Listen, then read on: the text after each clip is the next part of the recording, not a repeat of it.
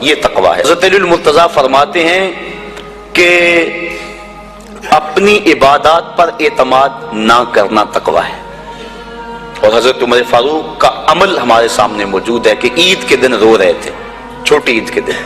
اس نے پوچھا آج تو ہر کوئی خوش ہے اور آپ رو رہے ہیں؟ کہا مجھے نہیں پتا کہ میرے روزے قبول ہوئے ہیں یا کہ نہیں، اگر قبول ہوئے تو پھر میرے لیے خوشی کی بات، اور اگر قبول نہیں ہوئے تو میرے منہ پہ مارے گئے، اس لیے میں چونکہ قطعاً جانتا نہیں اس لیے رو رہا ہوں کہ پتہ نہیں میں کن لوگوں میں سے ہوں۔ حضرت بایزید بسطامی سے کسی بڑھیا نے پوچھا تھا حضرت ایک مسئلہ تو بتاؤ، پوچھا کیا؟ کہا میرے گدھے کی دم اچھی ہے یا آپ کی داڑھی اچھی ہے؟ آئے مجھے کوئی یہ مسئلہ پوچھ کے تو دیکھے پھر جائے کہاں۔ بایزید بسطامی سے بڑھیا نے پوچھا آپ کی داڑھی اچھی یا میرے گدھے کی دم اچھی؟ ناراض نہیں ہوئے، بگڑے نہیں، آنکھوں سے آنسو ڈھلنے لگے۔ کہا تیرے سوال کا جواب فی الحال میرے پاس نہیں ہے، جب میں مر جاؤں گا تو پھر میرے پاس جواب ہوگا، پھر تو مجھے کیسے مل پائے گی۔ بایزید بسطامی کا انتقال ہو گیا، بڑھیا کے خواب میں آئے، کہا حضرت میرا سوال اسی جگہ پہ کھڑا ہے۔ کہا اللہ کا شکر ہے میری داڑھی تیرے گدھے کی دم سے ہزاروں درجے بہتر ہے، چونکہ میرا خاتمہ ایمان پہ ہو گیا۔ تو جب تک یقین نہیں ہو جاتا کہ میں کن لوگوں میں ہوں اتنی دیر تک یہ ظاہر انسان کا اندر بے چین رہتا ہے۔ بڑے سخت معاملے ہیں آخرت کے۔ آج ہمیں نعت خواہ بھی کہہ رہے ہیں کہ مجھے دیکھ کے جہنم کو پسینہ آئے، یہ تو منہ میں طوطی بولتا ہے، جو مرضی کہتا پھرے، یہ تو کل قیامت کے دن پتا چلے گا کہ پسینہ کس کو آتا ہے۔ رسول کریم بھی جس جہنم سے پناہ مانگے، کبھی جنت کا تمسخر اڑایا جاتا ہے، ہو رہے تو کیڑی جنت کا کرنا ہے تذکرہ، اسی جنت کا جس کو رسول اللہ ہاتھ اٹھا کے مانگتے رہے، اسی جنت کا تذکرہ کر رہے ہیں جس کے لیے حضور کا اشتیاق تھا، اسی جنت کی آرزو کر رہے ہیں جس کے لیے حضور نے فرمایا جب اللہ سے مانگو تو جنت فردوس مانگو۔ تو آج دلیری دی جا رہی ہے، آج پیر بیعت کرنے کے بعد جنت کا پرمٹ دے دیتا ہے۔ آؤ میں پیروں کے پیر کی کہانی سناؤں آپ کو۔ حضرت شیخ سعدی شیرازی فرماتے ہیں کہ ایک بندہ مطاف میں کنکروں کے اوپر پیشانی رکھ کے زاروں کے تار ہو رہا ہے، اور کیا کہتا ہے اللہ مجھے معاف کر دے، نہیں تو قیامت کے دن اندھا اٹھانا، میں تیرا کیا تیرے بندوں کا سامنا بھی نہیں کر سکتا۔ اتنے درد سے روتا ہے کہ لوگ اپنی دعائیں چھوڑ کے اس کے لیے دعا کرتے ہیں۔ جن لوگوں نے حج کیا یا عمرہ کیا انہیں اس کا تجربہ ہوگا۔ کچھ لوگ اتنے درد سے روتے ہیں کہ بندہ اپنی دعائیں بھول کے ان کے لیے لگ جاتا ہے۔ مجھے تو جس سال جانا نصیب ہوا تھا تو ان دنوں کے اندر فلسطین کی جنگ پورے زور پہ تھی، اور کعبۃ اللہ کی غربی دیوار کے ساتھ فلسطین کے مرد و زن لپٹ کے رویا کرتے تھے، اور جب وہاں ہمارا چکر آتا تھا تو اس وقت طوطے اڑ جاتے اور اپنی دعائیں بھول جاتی، اور اللہ کی بارگاہ میں عرض کرتے مالک فلسطین کو آزادی دے دے۔ یہ کسی کا باپ اس کے سامنے کٹا ہوگا، کسی کی گود سے اس کا لال چھوڑ کے ان کے لیے دعائیں کرنے لگ جاتا، فلسطین کی آزادی کے لیے دل تڑپتا، پھر کشمیر کی طرف، آذربائیجان کی طرف، کابل و قندھار کی طرف، دشت لیلا کی طرف، اور قلعہ جنگی اور تورا بورا کی طرف، اور موصل و تقرید کی طرف، اور کوفہ و بغداد کی طرف انسان کا دل جاتا کہ وہاں کیا کچھ ہو رہا ہے، اور انسان اپنی دعائیں چھوڑ کے امت کے لیے رونے لگ جاتا ہے۔ تو وہ اتنے درد سے روتا ہے کہ لوگ اپنی دعائیں چھوڑ کے اس کے لیے کہتے ہیں یا اللہ اس بیچارے کو معاف کر دے۔ ایک بندہ تو چھوڑ چھاڑ کے کھڑا ہی اس کے سامنے قریب کھڑا ہو گیا اور کہتا ہے مالک اسے معاف کر دے، مالک اسے معاف کر دے۔ کافی دیر کے بعد وہ شخص جو روتا تھا اٹھ کے جانے لگا۔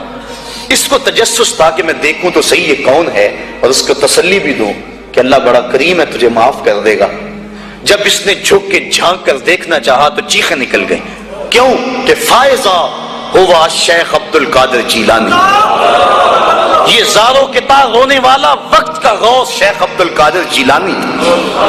حضرت سری سختی رضی اللہ تعالیٰ عنہ نے جنید بغدادی کو بلایا۔ حضرت جنید بغدادی کہ وہ ماموں بھی لگتے ہیں رشتے میں اور پیر بھی لگتے ہیں۔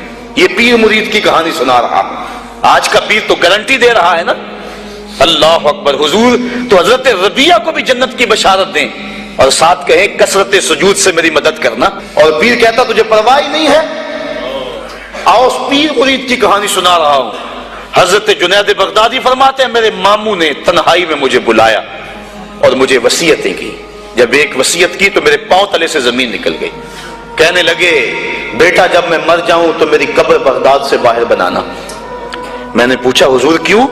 فرمانے لگے میری بدعمالیوں کی وجہ سے کہیں بغداد کی مٹی میری لاش کو قبول کرنے سے انکار نہ کر دے اور میں لوگوں کے سامنے رسوا نہ ہو جاؤں۔ یہ ہیں وہ لوگ تتجافا جنوبہم عن المضاجع، جن کی کروٹیں بستروں سے الگ رہتی ہیں، اللہ کو خوف اور طمع میں پکارتے ہیں، لیکن زندگی کا ایک ایک لمحہ تقوی سے عبارت ہے۔ دنیا میں تکلیفیں صحیح، حضرت امام جعفر صادق ساری زندگی ٹھنڈا پانی نہیں پیا، فرماتے تھے کیا خبر کہ اس کے حساب میں چکرا جاؤں، اور آپ کے مریدین بیٹھے ہوئے ہیں، آپ بھی بیٹھے ہوئے ہیں، لوگ بیٹھے ہیں، کہا یار آج ایک دوسرے سے وعدہ نہ کر لیں، کہا کیا؟ کہا ہم میں سے جو بھی جنت میں جائے وہ دوسروں کو ساتھ لے کے جائے۔ غلاموں نے کہا حضور ہم آپ ہے، یہ خشیت ہے اور ٹھنڈے پانی سے بھی گریز کر رہے ہیں، 3 چیزوں کا حساب نہیں ہوگا قیامت کے دن، ضرورت کے وقت کھانا پینا، اور ستر عورت کے لیے کپڑا لباس، اور ضرورت کا مکان، ان 3 چیزوں کا حساب نہیں ہوگا۔ اس کے علاوہ جو بھی نعمت اللہ نے دی ہے ثم لتسألن یومئذ عن النعیم، اللہ قرآن میں کہتا ہے ہر نعمت کے بارے میں پوچھا جائے گا۔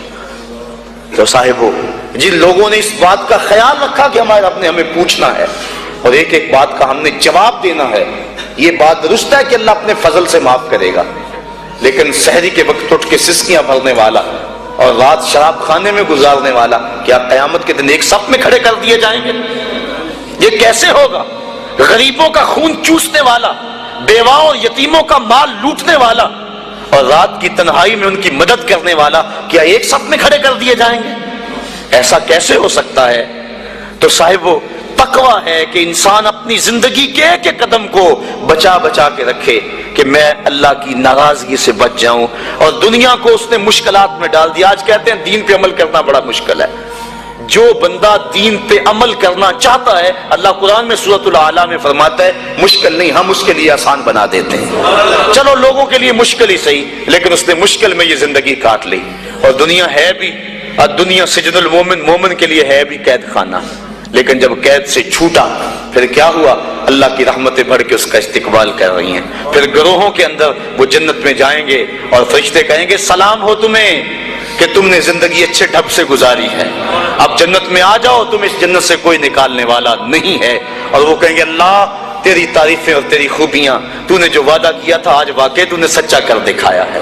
اور پھر جنت میں ان کو گوناگون نعمتیں دی جائیں گی، اور جنت میں مائے معین ہوگا، حوض کوثر ہوگا، سلسبیل ہوگا، کبھی وہ حوروں سے جام پیئیں گے، کبھی وہ غلمانوں سے جام پیئیں گے، لذت تو بڑی ہوگی، لیکن ایک لذت کی کہانی اللہ نے قرآن میں سنائی، ہمیں ایک وقت ایسا بھی پھر آئے گا وَسَقَاهُمْ رَبُّهُمْ شَرَابًا طَهُورًا، ان کا رب انہیں خود شراب طہور پلائے گا کہ تم نے میرے لیے چھوڑا، دنیا کی شراب تو نہیں پی لو، میرے دستے قدرت سے شراب پیو۔ تو وَسَقَاهُمْ رَبُّهُمْ، نہ حوروں کے ہاتھوں سے، نہ غلمانوں کے ہاتھوں سے، نہ کسی اور کے ہاتھوں سے، وَسَقَاهُمْ رَبُّهُمْ۔ پھر دنیا کی تکلیفیں یاد رہیں گی جب مالک شراب طہور پلا رہا ہوگا۔